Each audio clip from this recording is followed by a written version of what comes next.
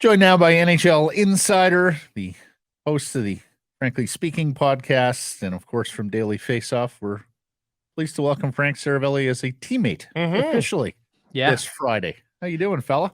Good. I'm maybe the worst kept secret, but super excited to officially have you guys in the same tent and on the same bench. And as I play my third line role here, just looking to get pucks deep.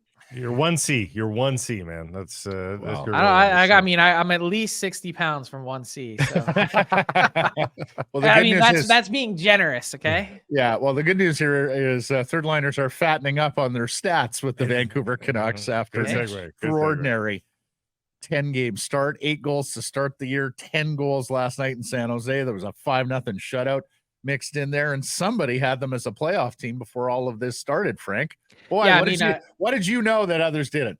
I would pat myself on the back, but as mentioned, it's not long enough to do so.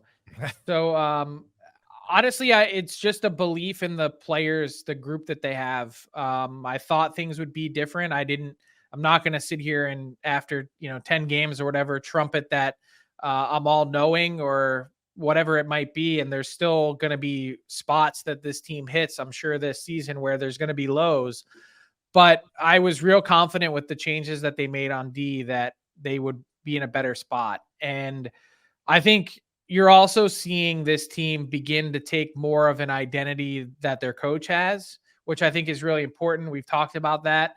But rolling out power play 1 again, somewhat late in a lopsided game, I love to see it. Like I said before, this is the NHL. We're playing for keeps here. It's not midget AAA. It's not Little Sisters of the Poor. This is big boy hockey. And if you're not going to put a team on the ice that's going to compete and is going to roll over, then you're going to have to look in the rearview mirror to try and catch the Canucks license plate. It's still the second period, for God's sakes. 10 minutes left in the third, by all means, lay off. But it's the second. What are you supposed to do? I'm totally with Frank. Yeah. When you get to the professional level, at that point, there is no more of that. At the amateur levels, when you're talking about kids and people who are not doing this as a profession, different story. But it's the NHL. You're paid to play. You're paid to play 60 minutes. Not only that, but if you don't like it, do something about it. There you go. Yeah, you have agency in it. Tocchet has managed to. I was a little bit scared that this team wasn't going to be as fun as they were last year because Tocchet was going to have more structure. Now that probably would have led to more wins, but it was a lot of fun watching the goals go in over the last year of Canucks hockey.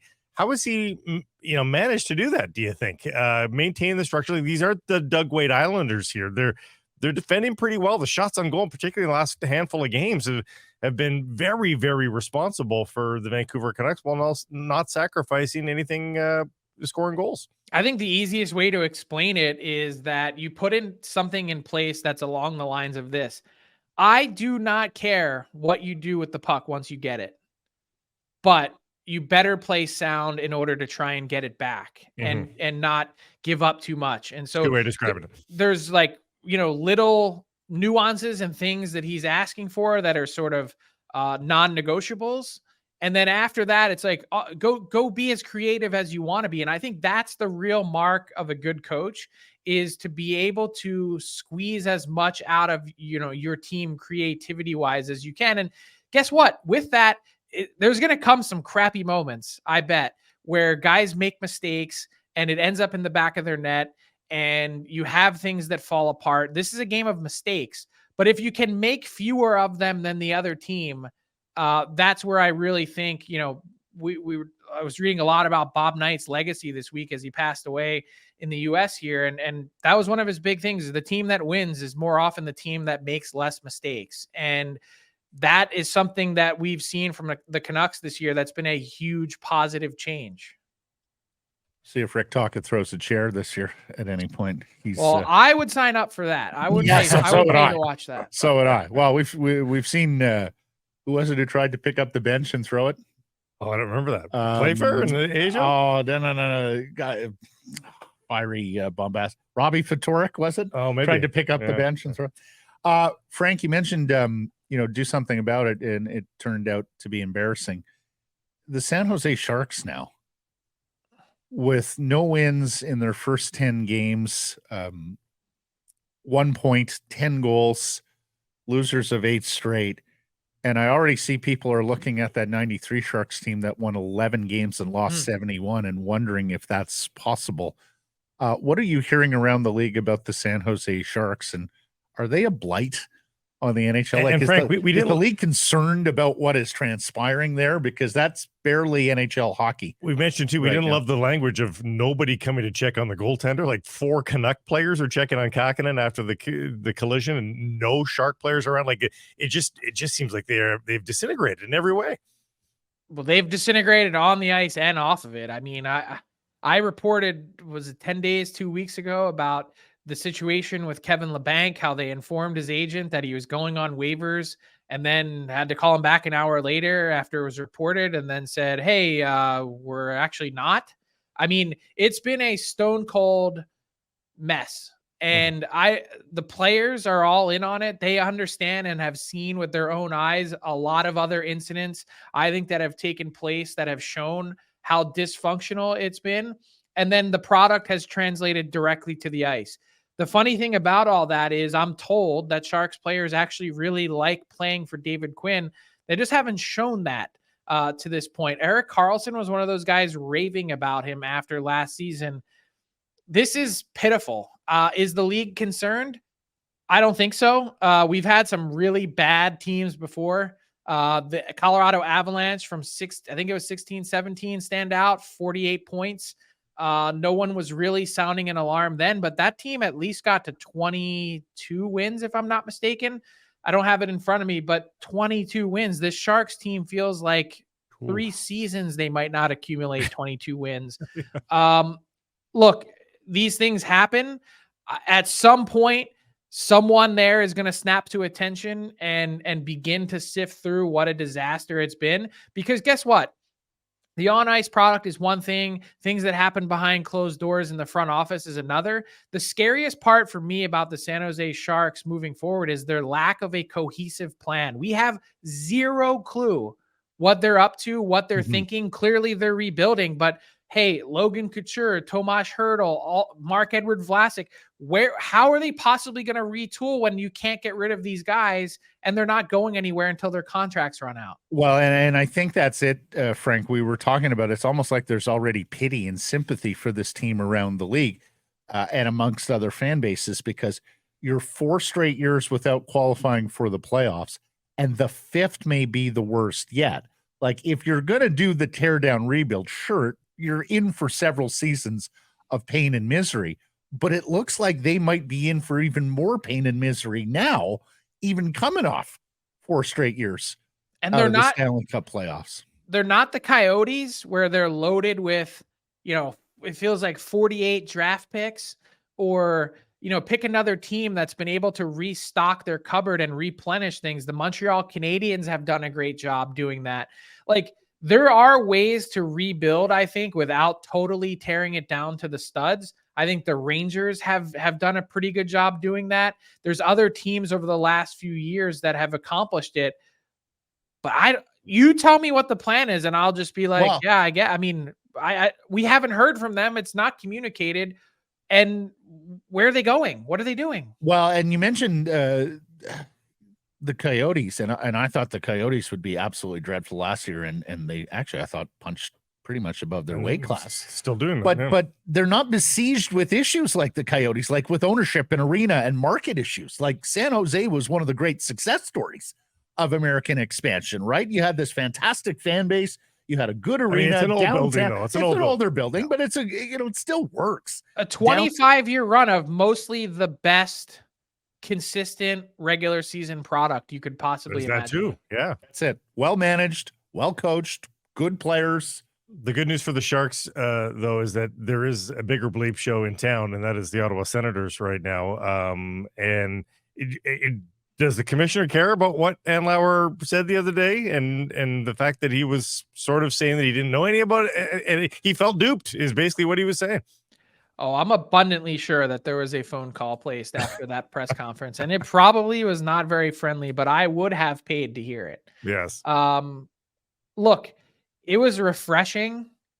You asked a question at the press conference with Michael Andlauer and got an answer, and it was honest to a fault in the way that he even criticized his own franchise.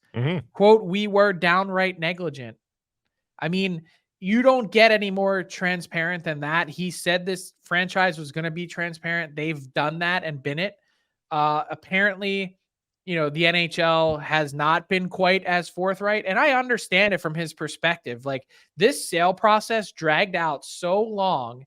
And I know there were people at the end of it that they were sitting there going, who are we even bidding against? Like, I'm increasing my offer, but against who and for what?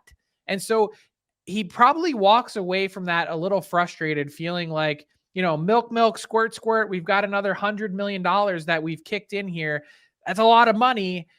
And now everything's great for the first 30 days. And then the head office hits you with a 2x4 twice in a span of a week. You've got the Pinto suspension, then this. Didn't know about the Pinto one, had an idea about the forfeiture of the pick, and had no idea it would be this severe. The previous ownership group, quote, felt like it was immaterial.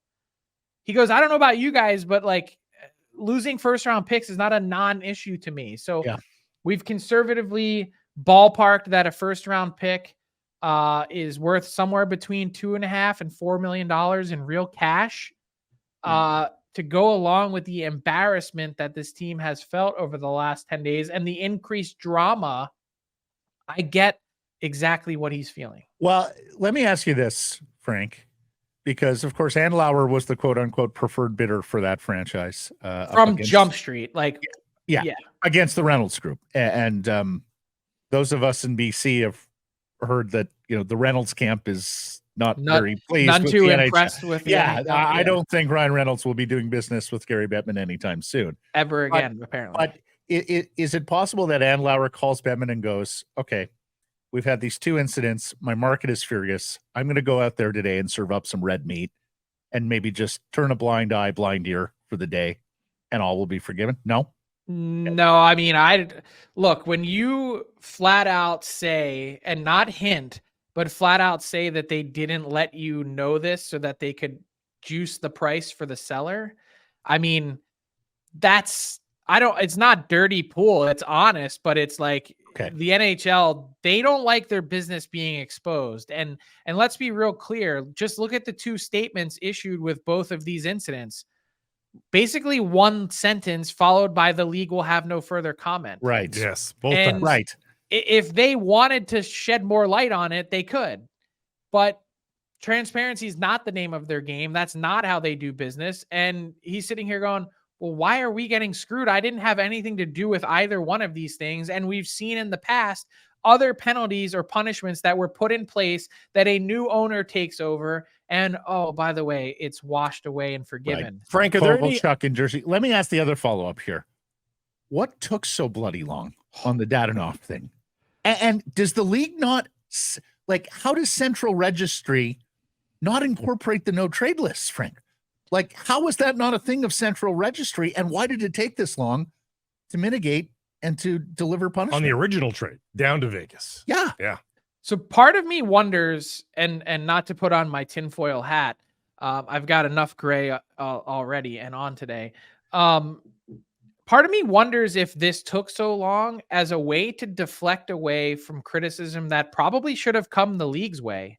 Yeah. Because guess what? Your Central Registry, by definition of the name of your damn department, you should have a database of every player's no trade clause on file. The fact that you willy-nilly left it to your 32 clubs to go through it and handle it on their own is not only a leap of faith, but seems grossly negligent on the part of the department itself, because you're the clearinghouse. It's like, hey, it's like sitting down at a table and you're selling me your house. And I ask you and say, hey, do you have any problems with your plumbing? And you say no. And then 4 days later, I get into the house and there's a massive leak that you've known about for 6 months and did jack nothing to fix it. Well, guess what? You're liable for that. And I appreciate how fired up the Golden Knights were and the Ducks. The Ducks are out of a second round pick. The Golden Knights had egg on their face and their cap was screwed up as a result of all this. But it shouldn't be on the Sens even though they should have gotten it right and passed along the correct information, it should be on the league to say, hey, we have this and we're sending it to you. That's what leagues do. Well, they mitigate. If not, disputes what else are they between there players. for? Exactly. And now all of a sudden in our mind's eye, the central registry looks like that basement office, you know, with the files everywhere, just pouring out of filing cabinets, like with no organization whatsoever. That's you know, this is a real thing. Do you know that when players get put on waivers or there's a transaction to send a player to the minors, do you know that teams still have to sign a physical piece of paper and scan it in and send it? Like we haven't reached in 2023 an era with the NHL Central Registry yet where everything is done digitally and you can make roster transactions by clicking buttons. I swear to God, that's a real thing. So Yahoo Fantasy Pools is ahead of the NHL. I sense a sponsorship opportunity for DocuSign. Well, hey, I mean, let's just go back to the Sharks and let's bring in SAP and have them just run the system. Like, I mean, come on. It's not like you're incapable of doing this. What's your excuse? We don't have the money. We don't have the time.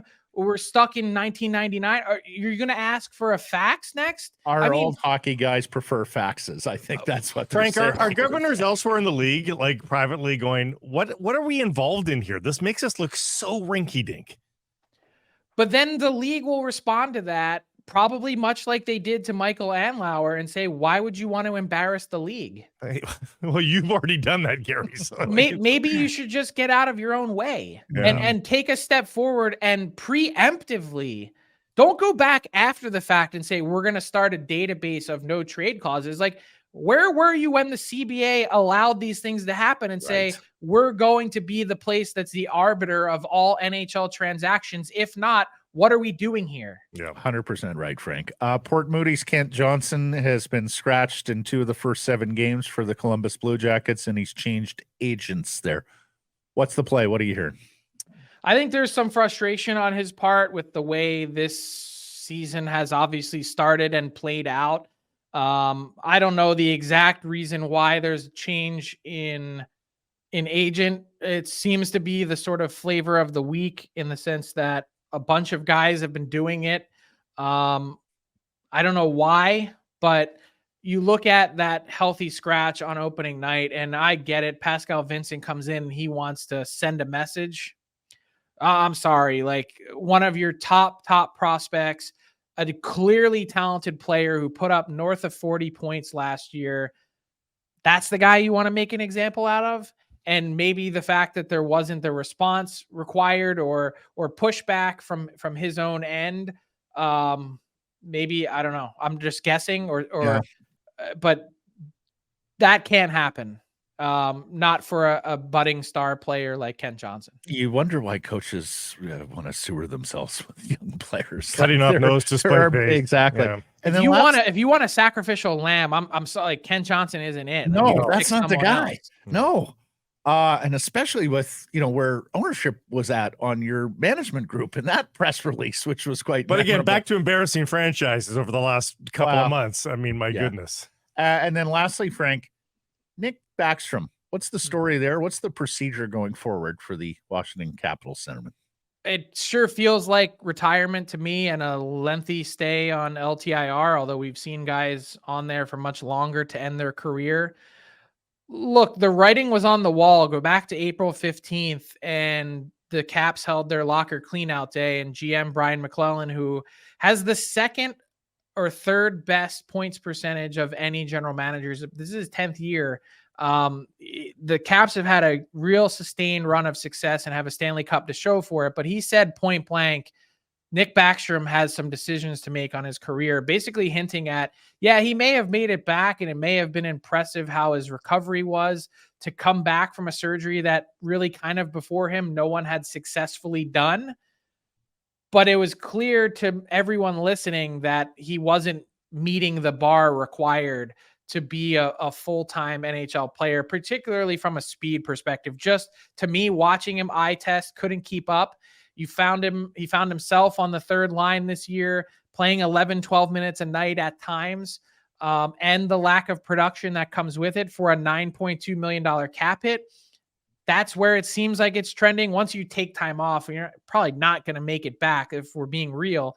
But more than that, what really hurts for the Caps is that this call wasn't made in May or June, as opposed to now waiting until November, when more or less, not only is the $9.2 million that you're devoting to Backstrom kind of already spent on your cap. Yeah, you get LTIR relief, but look at the way the caps have started. Does it make any sense for that team to throw good money after bad and trade picks away and futures to try and improve this team right in the here and now just to use the cap space? It doesn't to me. I'm sure that's part of what Brian McClellan is wrestling with, but had they been able to spend that $9.2 million in June and July, maybe they would have been able to chart a different course. But now, at least for the time being, kind of feels like it's an interesting call. It's an interesting call though on LTIR too, guys, because he's quote unquote healthy. But it's clearly a result of the surgery, right? Well, so, he's apparently not healthy though, because he's taking time off because of the injury. Mm-hmm. And as we've talked about, and we've had way sketchier LTIR moves than this. For sure. Excuse me, Marian Hossa and my equipment injury that just happened to come at the exact moment in time that his deal dipped down to $1 million per year. I mean, if the league was that past the league smell test, if they give Nicholas Backstrom and a hip resurfacing surgery any hard time, someone should be out there with a pitchfork. Yeah, this isn't even top 10 NHL imprecision list. So, and here's the thing: third, kind of the modern day Henrik Sedin, third right now amongst active players in assists, and he was right there with Malkin. Only Sid has more. Frank, so I would say Hall of Famer, but not first ballot. How does that? Yeah, he's 1,100 games, just over 1,000 points, and he's got a cup, so I do think he's going to get there. Fabulous stuff, Frank. Thank you for this. Great to be teammates with you. We'll catch up next Friday. Have a great weekend. This clip brought to you by Betway. Must be 19 plus to play. Please play responsibly.